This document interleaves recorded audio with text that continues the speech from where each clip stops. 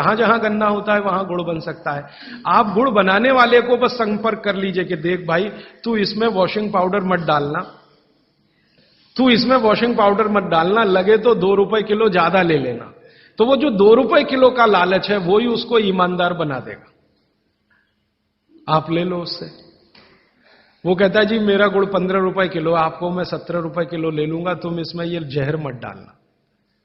और वो 2 रुपए किलो आपने जो ज्यादा दिया वो जिंदगी के लिए कोई घटिया सौदा नहीं है, बहुत फायदे का सौदा है।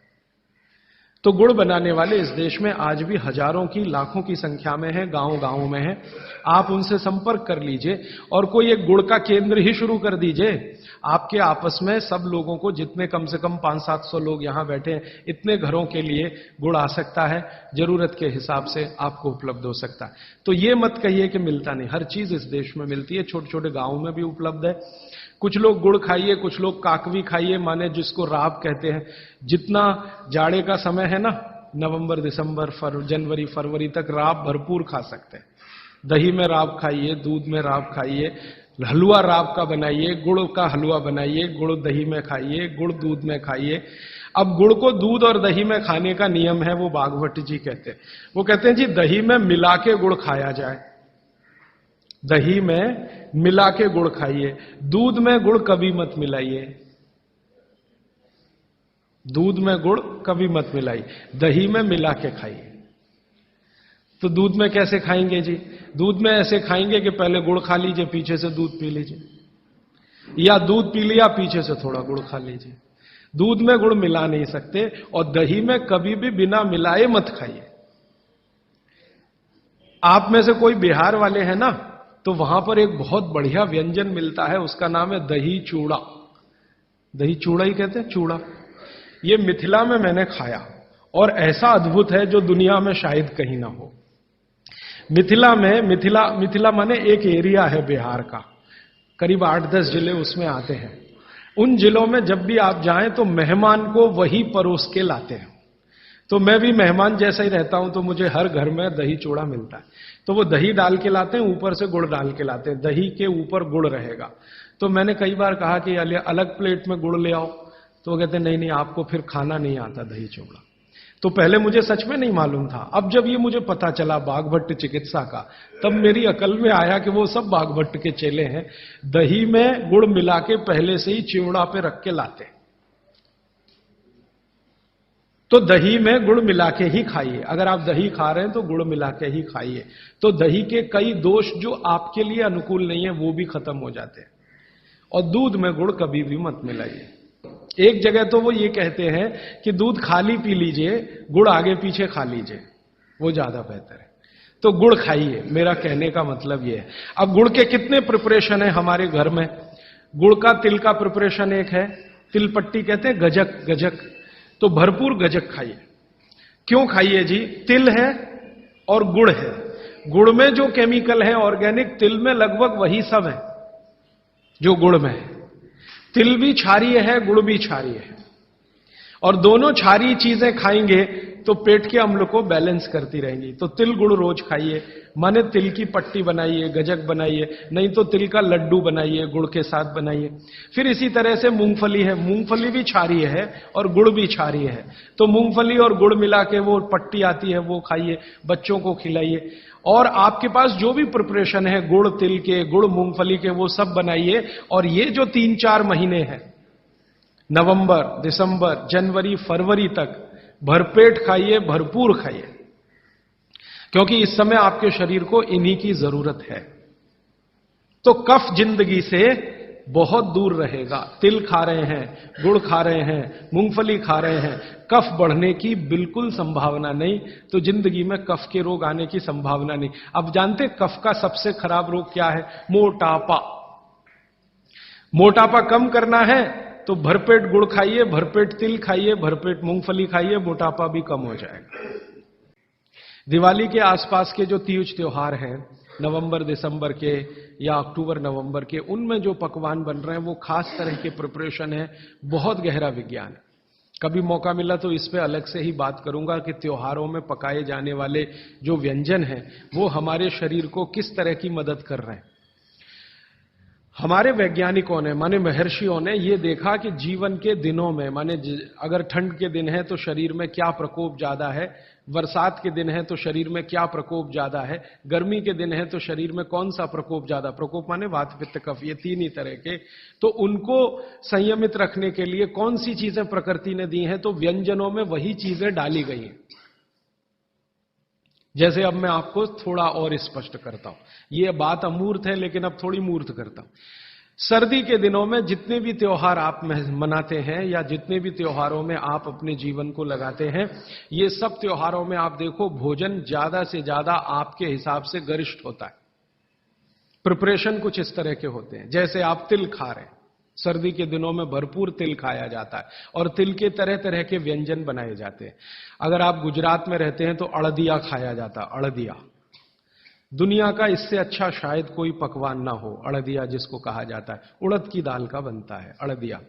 ऐसे ही राजस्थान के कुछ इलाकों में विशेष पकवान है, ऐसे उत्तर प्रदेश के इलाकों में कुछ पकवान है। लेकिन अगर महसूस करें तो ये सब भारी हैं, भारी गुरुत्व है इसमें। बागभट्ट जी ने एक शब्द इस्तेमाल किया, गुरुत्व वाले पदार्थ, माने भारी हैं, आसानी से नहीं पचते, धीरे धीरे पचते। अड़दिया तो आसानी से नहीं पचेगा, तिल की चीजें भी आसानी से नहीं पचने वाली हैं। लेकिन जिन दिनों में हम ये खा रहे हैं उन दिनों में शरीर के लिए यही अच्छा है कि कोई चीज आसानी से ना पचे, धीरे धीरे पचे, देर में पचे। क्यों? अब ये ठंडी के दिन होते हैं तो ठंडी के दिनों में शरीर में पित्त जो है ना थोड़ा कम होता है, पित्त थोड़ा कम होगा, वात ज्यादा बढ़ा हुआ रहेगा और कफ सबसे ज्यादा बढ़ा हुआ रहेगा ठंड के दिनों में। अब कफ सबसे ज्यादा बढ़ा हुआ है तो कफ का असर हमारी जठर अग्नि पर है।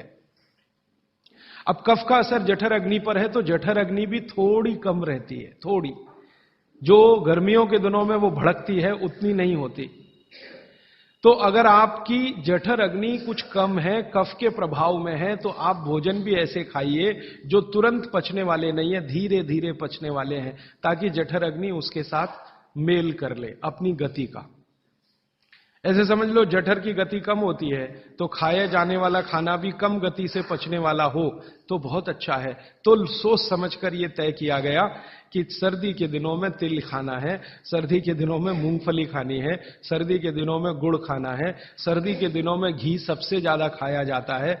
और आपने अक्सर वैद्यों से सुना होगा सेहत बनानी है तो यही दिन सबसे अच्छे हैं, माने खूब अच्छा अच्छा खाओ। और भगवान का दिया हुआ भी इन महीनों में भरपूर होता है, तिल भी इन्हीं महीनों में आते हैं, मूंगफली भी नई इन्हीं महीनों में आती है, चने भी इन महीनों में नए आते हैं।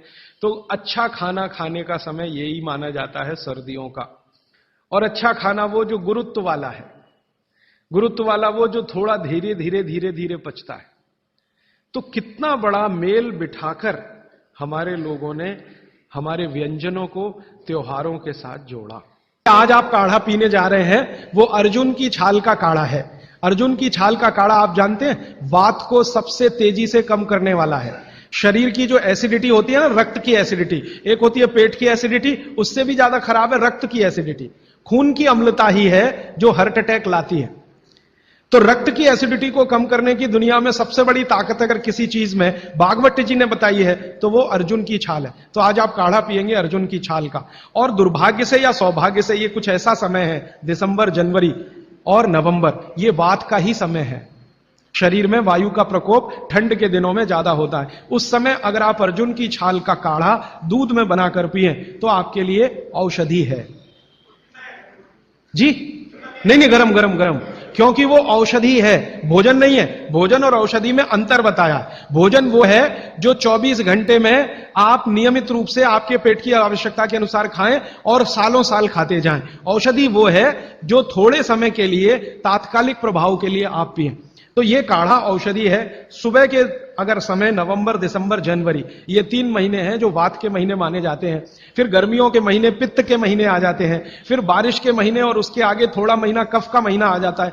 तो ये वात पित्त कफ के महीने भी होते हैं, जैसे शरीर है वैसे में।